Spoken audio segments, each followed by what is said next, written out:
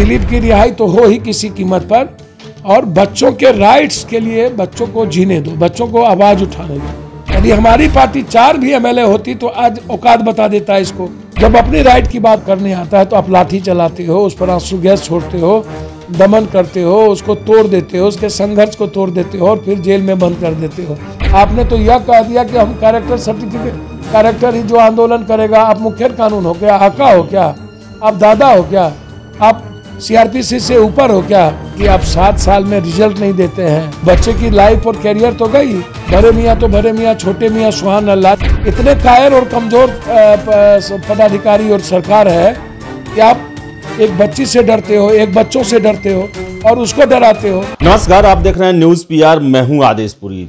बिहार में छात्र जो है रोजगार के लिए काफ़ी परेशान है। अगर बात करें हम सरकारी संस्थाओं में नौकरी के लिए, दरोगा काफ़ी अहम परीक्षा होती है और लगातार छात्र जो है पीटी परीक्षा हो या मेंस परीक्षा का रिजल्ट आए, लगातार इसका विरोध करते हैं। 11 फरवरी को वो सड़कों पे आते हैं और दिलीप की गिरफ्तारी हो जाती है जो इनका अगुवाई करते हैं, और सरकार कोई सुनवाई नहीं करती है, कोई कदम नहीं उठाती। हमारे साथ हैं पप्पू यादव जी, पूर्व सांसद हैं, इनसे बात करेंगे। सर, छात्रों को लगातार ये अपील आ रहा है कि आप उनका साथ दें, जिस तरह आपने सीसेट आंदोलन के दौरान दिल्ली में साथ दिया था। नहीं, ऐसा नहीं है। सीसेट आंदोलन के तरह नहीं, यूपीएससी में, एसएससी की लड़ाई में, नियोजित की लड़ाई में, टीचर्स की लड़ाई में सड़कों पर बैठे, कई बार एफआईआर झेलनी पड़ी। उसके पहले भी दरोगा की जितनी बड़ी लड़ाई थी, सारी बड़ी लड़ाइयों में सड़कों पर हम साथ खड़े रहे। बीटेक का हो, बीएड का हो, डीएड का हो या टेट का हो, मतलब कोई ऐसा आंदोलन नहीं था, चाहे वो संविदा से जुड़ा हो, ममता से जुड़ा हो, आशा से जुड़ा हो, या दिल्ली के एसएससी और यूपीएससी बीपीएससी से जुड़ा हो। अब सवाल उठता है कि कोई भी, जिस तरीके से भारत में 12 करोड़ लगभग रोजगार समाप्त हो गया, हम हर चीज़ को प्राइवेटाइजेशन करते चले जा रहे हैं। आप रेलवे को सीमित करते जा रहे हैं। जिस भी संस्थाओं को आप देखिएगा वो कंप्लीट रूप से प्राइवेटाइजेशन होता जा रहा है। अब स्थिति यह है कि डिप्टी डायरेक्टर रैंक का, डिप्टी कलेक्टर रैंक की भी स्थिति आ रही है कि अब वो डायरेक्ट इंटरव्यू प्राइवेट सेक्टर से लिए जाएंगे। तो आप धीरे धीरे सरकारी नौकरी को लगभग आप समाप्त करते जा रहे हैं। बात रही हेल्थ की, बैंकिंग की, बैंकिंग भी लगभग सरकारी बैंकिंग समाप्त के कगार पे है। प्राइवेट बैंकिंग सबसे ज़्यादा है। तो सरकार के पास रास्ते क्या बचते हैं? सरकार के पास हेल्थ सेक्टर, एजुकेशन सेक्टर और कुछ प्रशासनिक सेक्टर का है, वो भी एक सीमित है। और उसमें भी जो एग्ज़ाम, जो आप लाखों लाख करोड़ रुपया लेते हैं, एक स्वास्थ्य मंत्रालय में 1500 रुपया आप लेते हैं और 1500 रुपया आप विदेश में घूमने पर मौज मस्ती में लगा देते हैं। आप 1500 रुपया ले करके भी एडवर्टाइजमेंट नहीं निकालते हैं। 350, 600, 400 बच्चे का भी की नौकरी का आप निकालते हैं। आप 50 रुपया क्यों नहीं, 10 रुपया क्यों नहीं, और रिटर्नेबल क्यों नहीं? आप क्यों बच्चों के पैसे से आप अपनी इकोनॉमी को सस्टेन करना चाहते हैं? वो जो गरीब आदमी है कहाँ से 1000-1500 रुपया देगा? जब आप, एक तो आपको ये तय कर लेना चाहिए कि जिसकी नौकरी होगी होगी उसी का हम एप्लीकेशन लेंगे और उसके बाद हम रिटर्न कर देंगे। आप वो भी नहीं करते हैं। दूसरी तरफ आप पहले ही तय कर लेते हैं कि नौकरी किसको मिलनी है और किसको नहीं मिलनी है, किसको देना है, कहाँ सेंटर पड़ेगा, कहाँ कौन कितने इंच के लंबे होंगे, छोटे होंगे, कब आप, क्या परिस्थिति आपकी होगी। आप एक दूसरी चीज़, मैं बार बार एक बात कहता हूँ कि 85% बिहार के ही लड़के, बच्चे, बच्चियाँ सर्विस सेक्टर में, प्राइवेट सेक्टर में और रोजगार सेक्टर में जाए, चाहे वो ठेकेदारी हो, बालू का हो, जल योजना हो, आप साउथ का लाते हैं, उड़ीसा का लाते हैं, चाहे आप जिस चीज़ों का हो। स्थिति यह है कि आप किसी भी परिस्थिति में, आज हालात ये हैं कि आप दरोगा बहाली में भी 35% लड़कियों को दिए हैं, लेकिन बाहर के लोग भी आएंगे।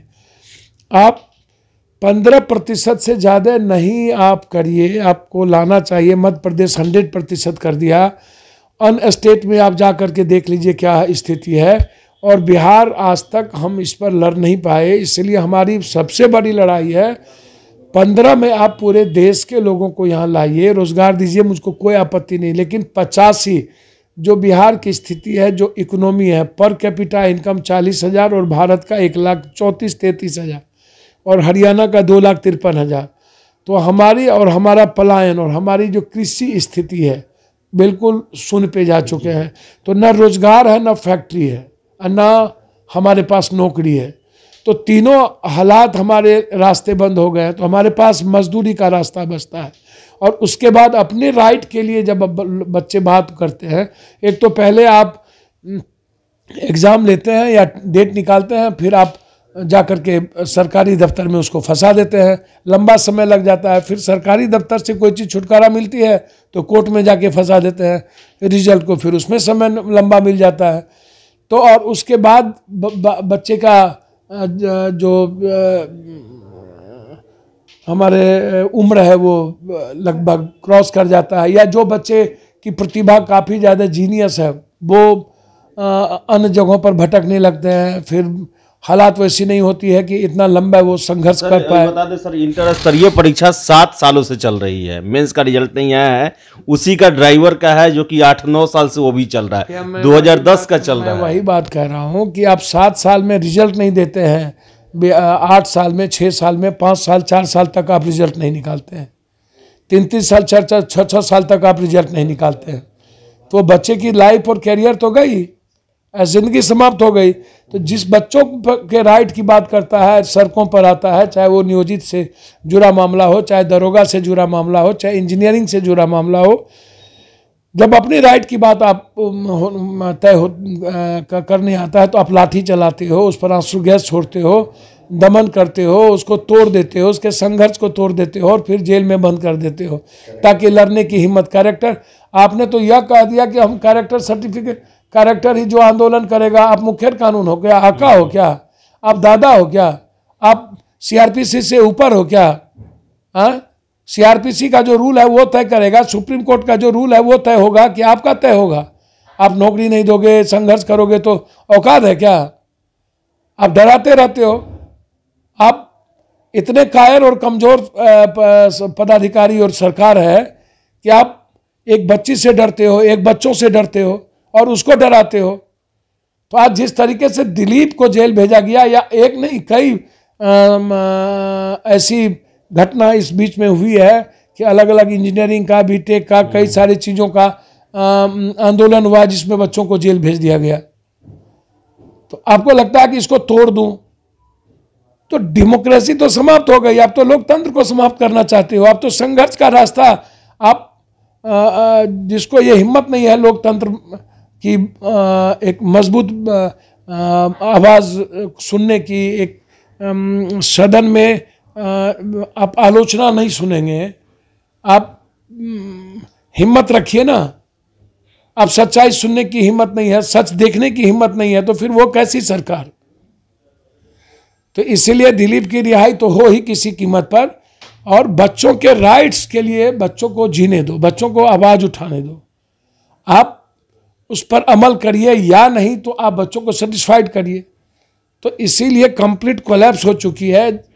बड़े मियाँ तो बड़े मियाँ, छोटे मियाँ सुभान अल्लाह। जब बड़े मियाँ ही सब कुछ को बेच रहे हो, जिसको हमारे बाप दादाओं ने, परदादाओं ने, नेहरू ने, अन्य लोगों ने बनाया, जब LIC जैसी चीज़ों को जब 75% आप बेच सकते हो, ट्रेन को बेच सकते हो, जब पब्लिक सेक्टर को आप समाप्त कर सकते हो, तबाह कर सकते हो, तो आपके पास अब ओपिनियन क्या है?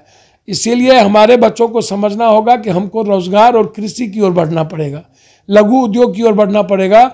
नौकरी कॉमन मैन को, कॉमन मैन के बच्चों को, मिडिल क्लास और गरीब के बच्चों को, जो इंटेलिजेंट है, जो एक्स्ट्रा ऑर्डिनरी जीनियस है, उसको शायद बहुत 90% ना मिले, क्योंकि पैसे वालों को या सेटिंग गेटिंग वालों को कोचिंग से सरकार तक जो मिली भगत है पैसों को लेकर के, अफसर से लेकर के दलाल माफिया, कोचिंग माफिया से लेकर के सभी माफियाओं, जो एजुकेशन माफिया लोग की जो मिली भगत है, मिलना उन्हीं को है, जहां से उसकी इकोनॉमी ग्रोथ होगी। जहां इकोनॉमी नहीं होगा, जीनियस और इंटेलिजेंट स्टूडेंट का यही हालात होगा। स्टूडेंट को समझना होगा, राजनीतिक व्यक्ति सिर्फ ट्वीट का खेल खेलते हैं, सिर्फ फॉर्मेलिटीज अदा करते हैं। राजनीतिक व्यक्ति राजनीति करते हैं। ये यदि जरा भी यूथ के प्रति दिलचस्पी हो तो लोकसभा और विधानसभा को चलने मत दो, एकदम समाप्त कर दो। पहले हमारे बच्चों पर जुर्म करना बंद करो। यदि हमारी पार्टी 4 भी एमएलए होती तो आज औकात बता देता है इसको कि क्या होता है। सोशल साइट पर ये मत डालिए, ये मत डालिए, सोशल साइट पे ये नहीं लिखिए। आप तय करेंगे क्या? साइबर सेल क्यों बना है? सुप्रीम कोर्ट का गाइडलाइन क्यों बना है? आप तय करिएगा क्या? तो इसीलिए बिल्कुल लड़ाई है और साफ है, हम कंप्लीट साथ हैं। लेकिन जो परीक्षार्थी और जो नौकरी के लिए बैठे हैं उनको समझना पड़ेगा कि राजनीतिक व्यक्ति की कठपुतली ना बने। तो राजनीतिक व्यक्ति कठपुतली न बने और साथ ही साथ जो श्रम के जो लघु उद्योग और ये सब इन्होंने बताया ऑप्शन। और इनका आरोप भी है कि सरकार लगातार प्राइवेटाइजेशन की करते जा रही है और ऐसी व्यवस्था बन गई है जिसमें पैसे वालों और सेटिंग वालों को ही प्राथमिकता दी जा रही है सरकारी नौकरियों में। तो बहुत बहुत धन्यवाद सर, आज बसंत पंचमी की बहुत बहुत शुभकामनाएं आपको सर। शुभकामनाएं बहुत बहुत। मानो तो देव ना तो पंथर। सार स्वती, सार का मतलब होल, स्वती का मतलब इंटरनल, कंप्लीट ह्यूमन, विश्व, कंप्लीट पूरा विश्व हमारा समाज, हमारा परिवार है। हम उस परिवार के लिए जिए।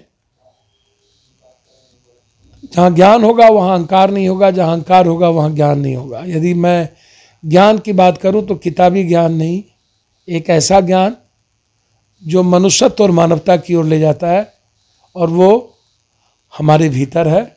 इसीलिए सार प्लस स्वती, सरस्वती हमारे भीतर है। मैं अपने इंटरनल एनर्जी को देखूं, उसको और बेहतर बना के प्रकाश करने की कोशिश करूं। आने वाले पीढ़ी और वर्तमान पीढ़ी को मेरी ओर से सरस्वती पूजा की बधाई। तो बहुत बहुत धन्यवाद।